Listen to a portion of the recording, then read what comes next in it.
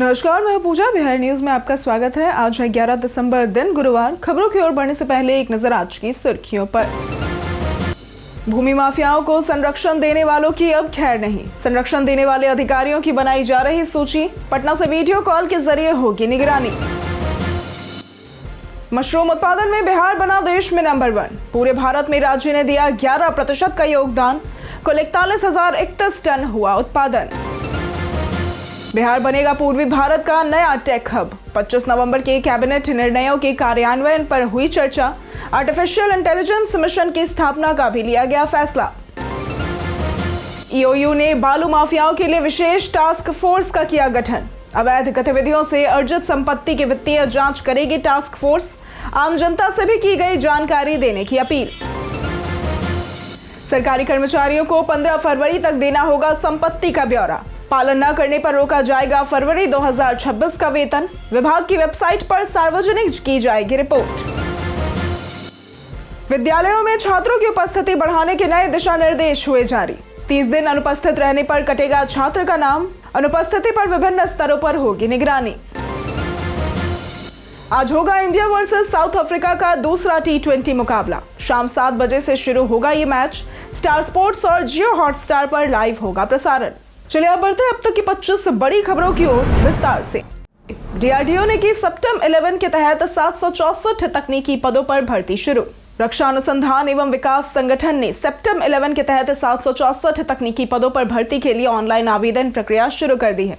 इसमें 561 senior technical assistant B और 203 technician A की रिक्तियां शामिल है। योग्य उम्मीदवार डीआरडीओ की आधिकारिक वेबसाइट drdo.gov.in पर आवेदन कर सकते हैं। चयन प्रक्रिया 2 चरणों में होगी। टियर 1 कंप्यूटर आधारित टेस्ट यानी कि सीबीटी और टियर 2 कौशल या ट्रेड टेस्ट। उम्मीदवारों की आयु सीमा 18 से 28 वर्ष है। आरक्षित वर्गों को नियमों के अनुसार इसमें छूट मिलेगी। आवेदन से पहले शैक्षणिक योग्यता और अन्य पात्रता शर्तें नोटिफिकेशन में देखना आवश्यक है। ईओयू ने बालू माफियाओं के लिए विशेष टास्क फोर्स का किया गठन। बिहार में बालू और भू माफियाओं पर सख्त कार्रवाई के लिए आर्थिक अपराध इकाई ने विशेष कार्य दल यानी कि स्पेशल टास्क फोर्स का गठन किया है। उप मुख्यमंत्री सम्राट चौधरी के निर्देश पर डीआईजी मानवजीत सिंह ढिल्लों के नेतृत्व में बनी इस टीम में पुलिस अधीक्षक और कई अधिकारी शामिल है। टास्क फोर्स का मुख्य उद्देश्य इन माफियाओं की अवैध गतिविधियों से अर्जित संपत्ति की वित्तीय जांच कर जब्ती करना है। टीम सरकारी एजेंसियों और जिला प्रशासन के साथ समन्वय करेगी।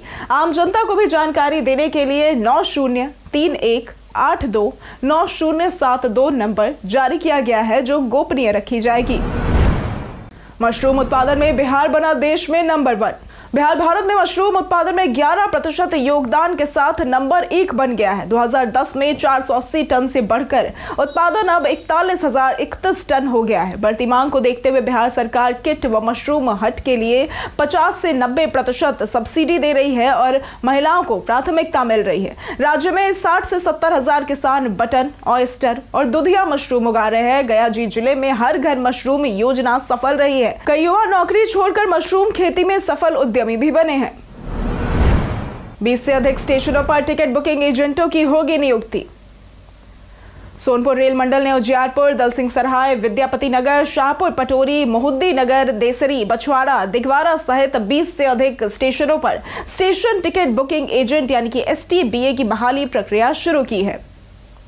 एजेंटों की नियुक्ति 3 साल के लिए होगी और वे यात्रियों को अनारक्षित टिकट उपलब्ध कराएंगे। आवेदन 31 दिसंबर तक जमा किए जा सकते हैं। पात्रता के लिए मैट्रिक पास होना अनिवार्य है। उम्मीदवारों को आवश्यक दस्तावेज जैसे कि चरित्र प्रमाण पत्र, आवासीय प्रमाण पत्र, डिमांड ड्राफ्ट और फोटो आवेदन के साथ संलग्न करने होंगे। यह पहल स्थानीय युवाओं को रोजगार और यात्रियों को सुविधा प्रदान करेगी।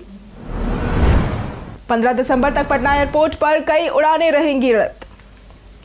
पटना एयरपोर्ट पर इंडिगो की तकनीकी समस्याओं के कारण पिछले दिनों कई उड़ानें रद्द हुई, जिससे यात्रियों को परेशानी हुई। एयरपोर्ट निदेशक CP द्विवेदी ने प्रेस कॉन्फ्रेंस में बताया कि ये समस्या केवल पटना तक सीमित नहीं थी, बल्कि देश भर में कुछ विमानों में तकनीकी दिक्कतें आई थी। उन्होंने आगे बताया कि 15 दिसंबर तक कुछ उड़ानों को तकनीकी कारणों से रद्द रखा जाएगा, लेकिन स्थिति अब काफी हद तक सामान्य हो चुकी है। स्थानीय स्तर पर तुरंत कार्रवाई की गई और अब उड़ानों का संचालन सामान्य हो गया है। प्रभावित यात्रियों को पूरा सहयोग दिया गया। जानकारी ट्विटर पर अपडेट की जा रही है और रेलवे हेल्प डेस्क विकल्प के रूप में उपलब्ध कराया गया।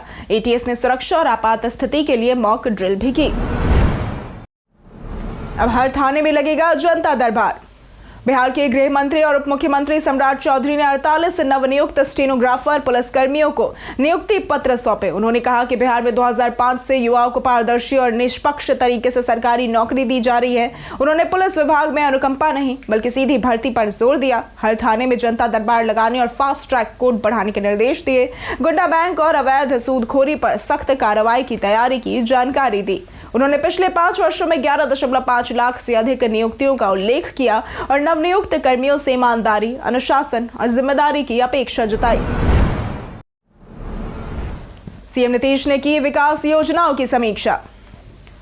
बिहार के मुख्यमंत्री नीतीश कुमार ने संकल्प में प्रगति यात्रा के दौरान घोषित विकास योजनाओं की उच्च स्तरीय समीक्षा की और अधिकारियों को समयबद्ध क्रियान्वयन के निर्देश दिए।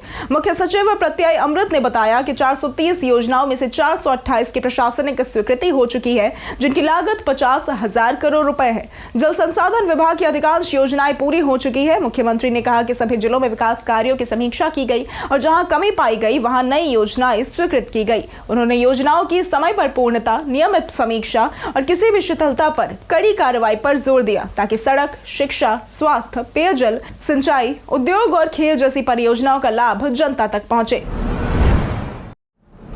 सरकारी कर्मचारियों को 15 फरवरी तक देना होगा संपत्ति का विवरण। नीतीश सरकार ने सभी सरकारी कर्मचारियों, चाहे वे आईएएस, आईपीएस या अन्य अधिकारी या कर्मचारी क्यों ना हो, उनसे अपनी चल अचल संपत्ति और दायित्वों का ब्यौरा 31 दिसंबर 2025 की स्थिति के अनुसार 15 फरवरी 2026 तक देने को कहा है। इसके पालन बिना करने पर फरवरी 2026 का वेतन रोक दिया जाएगा। सामान्य प्रशासन विभाग के विशेष सचिव संजय कुमार ने सभी विभागाध्यक्षों, प्रमंडलीय आयुक्तों और जिला अधिकारियों को पत्र भेजकर इसे अनिवार्य किया है। विवरणी 31 मार्च 2026 तक विभाग की वेबसाइट पर सार्वजनिक की जाएगी। जो कर्मचारी ब्यौरा नहीं देंगे उनके खिलाफ अनुशासनिक कार्रवाई होगी और वेतन रिलीज नहीं होगा। विद्यालयों में छात्रों की उपस्थिति बढ़ाने के नए दिशा निर्देश हुए जारी। शिक्षा विभाग ने स्कूलों में छात्रों की उपस्थिति बढ़ाने और स्कूल छोड़ चुके बच्चों को वापस लाने के लिए दिशा निर्देश जारी किया है। यदि कोई छात्र लगातार 30 दिन अनुपस्थित रहता है तो उसे विद्यालय छोड़ चुका माना जाएगा। अनुपस्थिति पर निगरानी विभिन्न स्तरों पर होगी। 3 दिन की अनुपस्थिति पर सहपाठी, 7 दिन पर क्लास टीचर, 14 दिनों पर प्रधानाध्यापक और 21 दिन पर विद्यालय प्रबंधन समिति प्रयास करेंगी। 28वें दिन अंतिम कोशिश की जाएगी और 30वें दिन छात्र शिक्षित माना जाएगा। विभाग का उद्देश्य हर बच्चे को शिक्षा से जोड़ना है, ध्यान रखते हुए सामाजिक, पारिवारिक और आर्थिक कारण। बिहार पर्यटन में आज बात होगी हवेली खड़गपुर झील की। हवेली खड़गपुर झील इन दिनों सैलानियों का पसंदीदा ठिकाना बन गई। मुख्यालय से 45 किलोमीटर दूर स्थित यह झील पहाड़ों की ओट, शांत वातावरण और चमकती सतह के कारण सर्दियों में खास आकर्षण बनती है। सबसे अधिक भीड़ सनसेट पॉइंट पर जुटती है, जहां डूबते सूरज की सुनहरी किरणें झील पर जादुई दृश्य रचती है। शाम ढलते ही नए सेल्फी पॉइंट और झील किनारे बनाई गई आधुनिक सुविधाएं सैलानियों को खूब लुभाती है। पिकनिक, बोटिंग और ठंडी हवा का आनंद लेते लोग शहर के शोर से दूर यहां सुकून तलाशते हैं। बिहार में 70,000 टन भंडारण योजना हुई शुरू। राज्यसभा में सांसद डॉक्टर भीम सिंह के प्रश्न पर केंद्रीय सहकारिता राज्य मंत्री मुरलीधर मोहोल ने बताया कि बिहार में 70,000 मीट्रिक टन खाद्यान्न भंडारण क्षमता विकसित करने की योजना पर काम जारी है। राज्य सरकार से नए प्रस्ताव मिलते ही केंद्र त्वरित निर्णय लेगा। वर्तमान में नालंदा, नवादा, जहानाबाद, लखीसराय और गया जिलों के 22 स्थानों पर 24,000 मीट्रिक टन क्षमता वाले भंडारण निर्माण के डीपीआर प्राप्त हुए हैं। नालंदा में 2 स्थानों पर 10,000 मीट्रिक टन क्षमता का कार्य शुरू हो चुका है। अन्य प्रस्ताव प्रक्रिया में है। डॉक्टर सिंह ने पैक्स को मजबूत बनाने के लिए केंद्र के प्रयासों की सराहना की। बिहार बनेगा पूर्वी भारत का नया टेक हब। राज्य के मुख्य सचिव प्रत्यय अमृत ने अधिकारियों से बिहार को पूर्वी भारत का नया टेक हब बनाने के लक्ष्य के साथ अभी नहीं तो कभी नहीं के मंत्र पर काम करने को कहा। उच्च स्तरीय समिति की बैठक में 25 नवंबर के कैबिनेट निर्णयों के कार्यान्वयन पर चर्चा हुई, जिनमें राज्य को global bank and hub, global work place और स्टार्टअप व न्यू एज इकोनॉमी का केंद्र बनाने पर जोर दिया गया। कैबिनेट ने आर्टिफिशियल इंटेलिजेंस मिशन की स्थापना का फैसला भी किया है। मुख्य सचिव ने विभागों को 25 दिसंबर तक उत्कृष्ट कार्य करने वाले विशेषज्ञों की सूची तैयार करने का निर्देश दिया। चालक सिपाही परीक्षा में पूरे राज्य से 12 अभ्यर्थी गिरफ्तार। केंद्रीय चयन पर्षद सिपाही भर्ती की चालक सिपाही भर्ती परीक्षा में कड़ी सुरक्षा के बावजूद नकल की कोशिशें सामने आई। राज्य भर में 14 अभ्यर्थी कदाचार में पाए गए, जिनमें से 12 को गिरफ्तार किया गया। रोहतास और मुजफ्फरपुर में सबसे ज्यादा 3 गिरफ्तारियां हुई, जबकि गया जी, औरंगाबाद, दरभंगा, पूर्णिया और बेगूसराय से भी गिरफ्तारियां हुई। परीक्षा 4361 पदों के लिए आयोजित की गई थी, जिसमें 1,64,168 पंजीकृत अभ्यर्थियों में से 71% उपस्थित रहे। नकल रोकने के लिए जैमर, बायोमेट्रिक सत्यापन, वीडियोग्राफी और लाइव स्ट्रीमिंग जैसी सख्त व्यवस्थाएं भी की गई थी। भूमि माफियाओं को संरक्षण देने वालों की अब खैर नहीं। बिहार के उप मुख्यमंत्री व राजस्व एवं भूमि सुधार मंत्री विजय कुमार सिन्हा ने भूमि माफिया को अधिकारियों द्वारा संरक्षण मिलने पर कड़ा रुख अपनाया है। उन्होंने कहा कि ऐसे कर्मचारियों व अधिकारियों की सूची बनाई जा रही है जो भू माफियाओं से मिले हुए हैं। विजय कुमार सिन्हा ने यह स्पष्ट किया कि सभी कर्मचारियों को निर्धारित कार्यस्थल पर अनिवार्य उपस्थिति देनी होगी, वरना उन पर कार्रवाई होगी। पटना से टीम वीडियो कॉल के जरिए निगरानी करेगी। उन्होंने बताया कि जमीन से जुड़े विवाद आम समस्या है, इसलिए दाखिल, खारिज और परिमार्जन को समयबद्ध तरीके से निपटाना पहली प्राथमिकता होगी तथा आवेदनों की अस्वीकृति का स्पष्ट कारण देना अनिवार्य होगा। बिहार पुलिस ने बड़े पैमाने पर किया पुलिस कर्मियों का स्थानांतरण। बिहार पुलिस ने सेवानिवृत्ति के निकट कर्मचारियों के लिए बड़ा प्रशासनिक बदलाव किया है। पटना में 190 पुलिस कर्मियों का ऐच्छिक स्थानांतरण किया गया, जिसमें सिपाही से लेकर इंस्पेक्टर तक शामिल है। 22 कर्मचारियों के आवेदन अस्वीकृत या लंबित रखे गए। स्थानांतरण समिति ने क्षेत्रीय आईजी, डीआईजी और अन्य अनुशंसाओं के आधार पर यह निर्णय लिया। सरकारी नियमों के अनुसार 1 वर्ष के भीतर सेवानिवृत्त होने वाले कर्मियों को इच्छित स्थान पर पोस्टिंग दी जाती है, जबकि 2 वर्ष या कम सेवा वाले को गृह जिला में विचार किया जाता है। केवल ऐच्छिक और गृह जिला से जुड़े आवेदन ही मान्य माने गए। बीएसएफसी की आधुनिक खाद्यान्न निगरानी प्रणाली को केंद्र ने सराहा। बिहार राज्य खाद्य एवं असैनिक आपूर्ति निगम लिमिटेड की आधुनिक और पारदर्शी खाद्यान्न परिवहन प्रणाली को केंद्र सरकार ने सराहा है और इसे अन्य राज्यों के लिए प्रेरणा स्रोत बताया है। रक्षा मंत्रालय के तहत भारत इलेक्ट्रॉनिक्स लिमिटेड ने बीएसएफसी के जीपीएस आधारित वाहन ट्रैकिंग और लोड मॉनिटरिंग सिस्टम को देश भर में आदर्श मॉडल घोषित किया है। यह तकनीक राज्य में खाद्यान्न आपूर्ति श्रृंखला को अधिक सुरक्षित, कुशल और जवाबदेह बनाने में महत्वपूर्ण साबित हुई है। बीएसएफसी ऐसे पहल राज्य खाद्य निगमों में शामिल है जिसने खाद्यान्न परिवहन में अत्याधुनिक निगरानी और सुरक्षा तकनीक अपनाकर नई मिसाल स्थापित की है। जानिए आज कैसा रहेगा बिहार के मौसम का मिजाज। उत्तर बिहार में 10 से 14 दिसंबर 2025 तक मौसम शुष्क और साफ रहने का अनुमान है। हालांकि सुबह मध्यम कुहासा छाया रहेगा। अधिकतम तापमान 23 से 24 डिग्री सेल्सियस और न्यूनतम 9 से 11 डिग्री सेल्सियस रहने की संभावना है। पछुआ हवा चलने से ठंड बढ़ सकती है। दरभंगा सहित कई जिलों में कुहासे और ठंड का असर तेज है, जिससे लोगों, खासकर बुजुर्गों व बच्चों को दिक्कतें हो रही हैं। पशुओं पर भी प्रभाव दिख रहा है, जिन्हें गर्म और सूखे स्थान पर रखने की सलाह दी गई है। विशेषज्ञ गर्म कपड़े पहनने और विशेष सावधानी बरतने की अपील कर रहे हैं। अररिया में उत्पाद विभाग ने 140 लीटर देसी शराब किया जब्त। अररिया में उत्पाद विभाग ने शराबबंदी कानून के तहत बड़ी कार्रवाई करते हुए 6560 किलोग्राम जावा महुआ और 140 लीटर देसी शराब जब्त कर नष्ट किया। इस कार्रवाई में ड्रोन तकनीक का इस्तेमाल कर जंगल और खेतों में छिपाए गए अवैध शराब बनाने के सामान का पता लगाया गया। जिले के विभिन्न चेक पोस्टों से 15 लोग गिरफ्तार किए गए, जिनमें से 14 को शराब पीते पकड़ा गया और जोकीहाट थाना क्षेत्र से धर्मेंद्र प्रसाद मंडल को 360 ml अंग्रेजी शराब के साथ धर दबोचा गया। विभाग ने सभी आरोपियों को न्यायालय में पेश करने की प्रक्रिया शुरू कर दी है।